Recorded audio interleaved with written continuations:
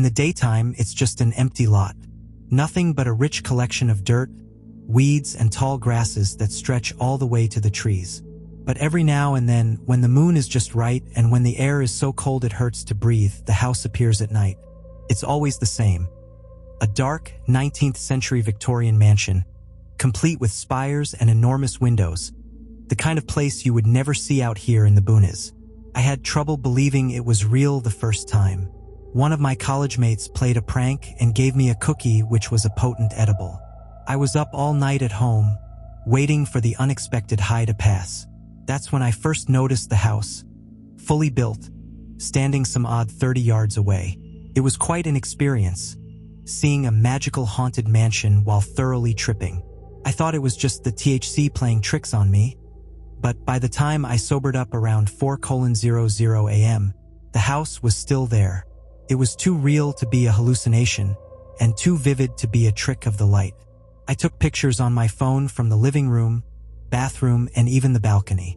The house was a real structure, a real creepy, pitch-black looking abode that gave an indisputable bad vibe. And then, as soon as dawn broke, it faded away. Over breakfast, I explained to my grandma what I had seen, and even showed her photos. But she waved away all my nonsense. "Ain't been anything there for 60 years, she would say. "Don't conjure what isn't." I brought it up a few more times, but Grandma would always shut it down. "We're the only ones that live on this road. Robert, don't be ridiculous. Are you on drugs?" Maybe I was just on drugs. The house didn't reappear any night after that, so I went back to focusing on school. The whole reason I moved out to live with Grandma was because her place was only an hour-long bus ride to college. But then came another evening when I stayed up late finishing an essay. When I went to grab some juice from the fridge, I saw it peering from the large kitchen window. The house. It was back. This time it appeared much more alive than before. A glowing fuchsia color shined out from its innards, and there appeared to be movement behind its windows. I knew I wasn't tripping again because I was writing my schoolwork. I was sober AF. Closing my laptop, I excitedly unboxed some binoculars. That's how I saw the shadows inside. It was way too dark to make out anything past silhouettes, but I definitely saw the tops of heads and shoulders pass by the windows and settle in various spots in the house. They moved with a casual, low-key energy, as if everyone was worn out but still awake, restless. Who were these people? And how were they inside this place? Then my attention turned to the trees ruffling behind the house, where a tall figure emerged from the woods. An immediate knot tied itself in my stomach. I had never seen anything like this person. He wore a velvet-looking frock, above an embroidered vest, and waist-high trousers, which were all somehow tailor-made to fit his 8-foot-long arms and legs. He moved like some anthropoid stick bug, shuffling and ambling, often using one of his long arms as another leg. Eventually, this bizarre 19th century aristocrat spider hunched over the door, took a glance at me, and raised his arm. I wanted to turn away, but I couldn't. I was frozen. The figure's hollow eyes, even from that distance, felt like they were staring directly at me. His skeletal fingers made the come hither motion. He recognized my fascination. He knew I was being drawn to the house. He knew I was watching. He knew I wanted a deeper peek. The next morning, my grandma handed me a letter in a brown envelope with no return address. She said it must have come from my parents. I opened the letter and knew right away that it didn't. There was only a single piece of parchment inside, withered and worn. In thick black ink, only 2 words were written in very old cursive. "You're invited." Where did you get this letter? Where do you think? My grandma poured herself coffee. The mailbox. Who dropped it off? Who do you think? My grandma burnt her lips on the coffee. The mailman. The mailman? You saw him? Jesus Christ, Robert. Yes, the mailman. He comes every morning round 8 when there's mail. How do you think mail works? Are you on drugs? Full disclosure. Back with my parents, I did go through a phase where I was smoking a lot of pot. They told my grandma there would be 0 tolerance if I was ever caught blazing. They threatened with military school, community service, etc. So I've been careful only to blaze on the school grounds. Never near grandma's. No, Grandma.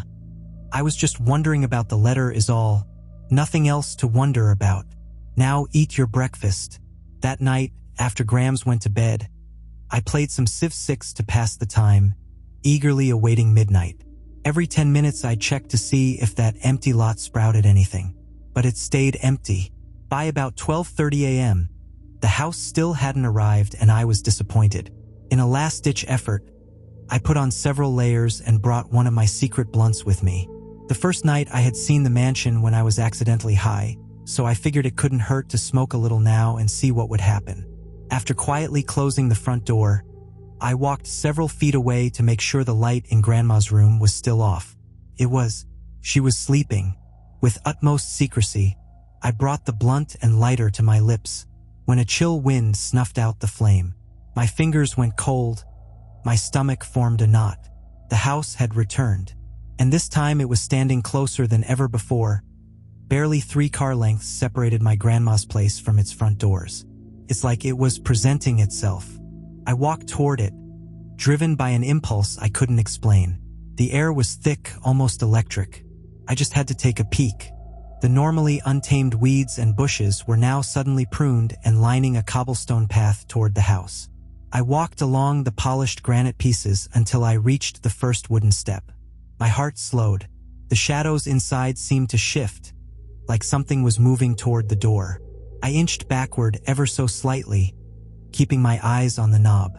A figure, tall and thin, like the one I'd seen before, stepped behind the frosted glass. Within moments, the front door swung open and his strange limbs came clambering beneath the wooden frame.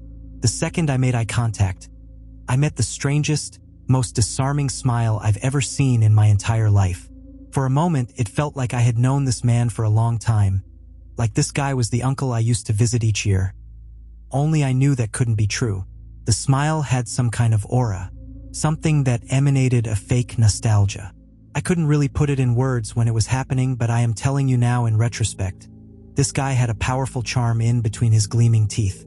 My boy, my lad, it would appear as though you have accepted my invitation.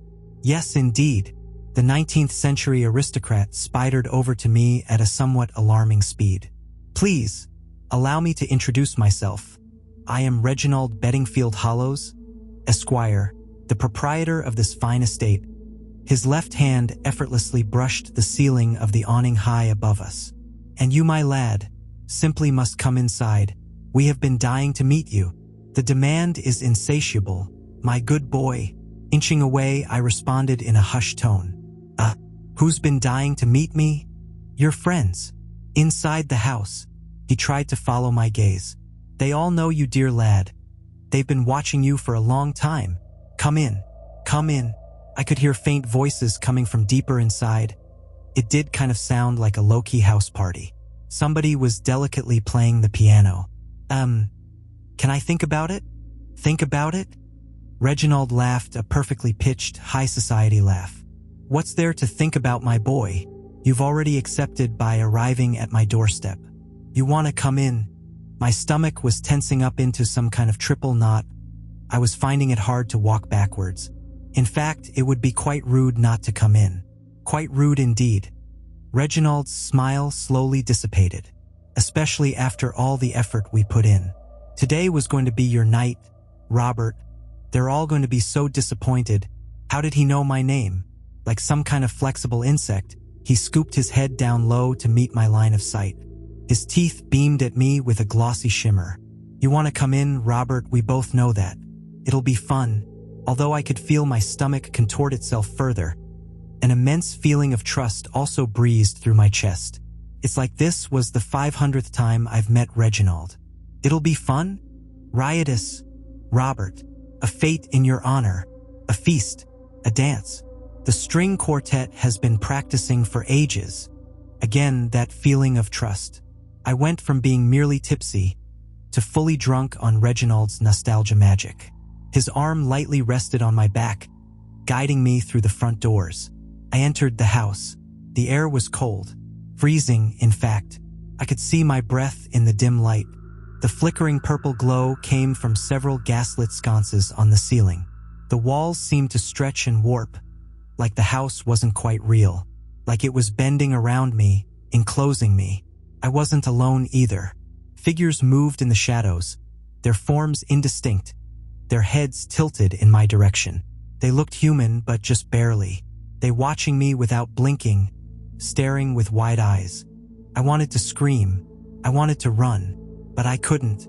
All the walls and doors bended away from my touch. It felt like the house had a grip on my very soul, like it was pulling me deeper into its endless corridors.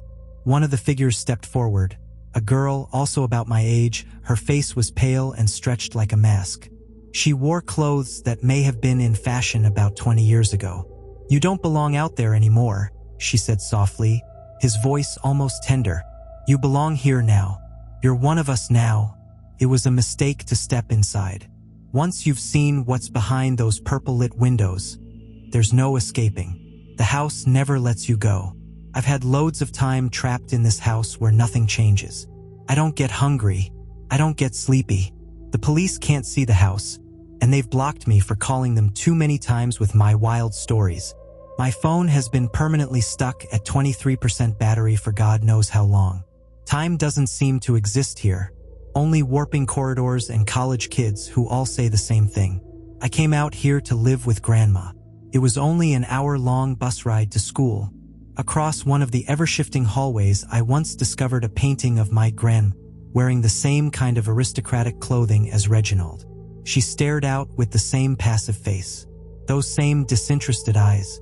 I've typed this story out on my phone, searching for help. I wish I could tell you where to look, but I have no idea where I am. The windows stretch away from me. If you ever see a mansion that only appears at night, and you come across a tall, spidery man that looks like Reginald, tell him that you are inviting me, Robert, to come outside. I believe there might be some kind of magic in the use of invitation. Some kind of sanctuary. At least I hope so. It's my only chance of escape. If someone who reads this does find a way to free me from this limbo, I promise you my everlasting thanks. As a bonus, I'll give you this joint that never seems to run out.